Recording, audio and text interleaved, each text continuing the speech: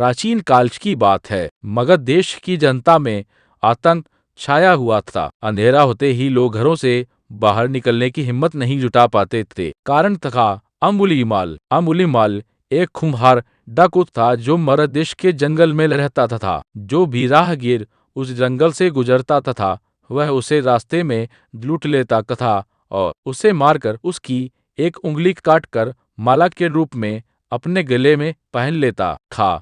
इसी कारण लोग उसे रंगुलीमाल कहते थे। एक दिन वो उस गांव में महात्मा बुद्ध आए। लोगों ने उनका खूब स्वागत सत्कार किया। महात्मा बुद्ध ने देखा वहां के लोगों में कुछ डर सा समाया हुआ है। महात्मा बुद्ध ने लोगों से इसका कारण जानना चाहा। लोगों ने बताया कि इस डर और आतंक का कारण डाकू अंगुलीमाल है। वह निरपराध राहगीरों की हत्या कर देता है। महात्मा बुद्ध ने मन में निश्चय किया कि उस डाकू से अवश्य मिलना चाहिए। बुद्ध जंगल में जाने को तैयार हो गए तो गांव वालों ने उन्हें बहुत रोका, क्योंकि वे जानते थे कि अंगुलीमाल के सामने से बच पाना मुश्किल ही नहीं, असंभव भी है।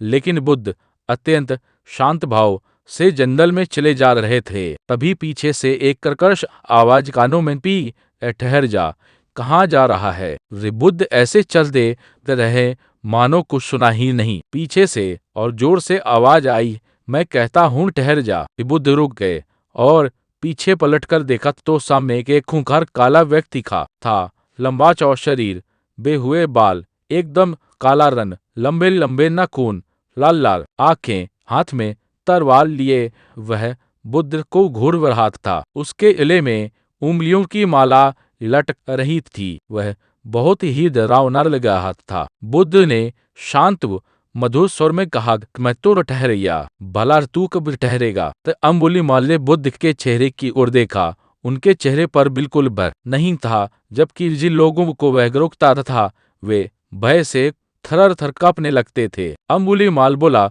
है सन्यासी, क्या तुम्हें डर नहीं लग रहा है? देखो मैंने कितने लोगों को मारकर उनकी उंगलियों की माला पहन रखी है।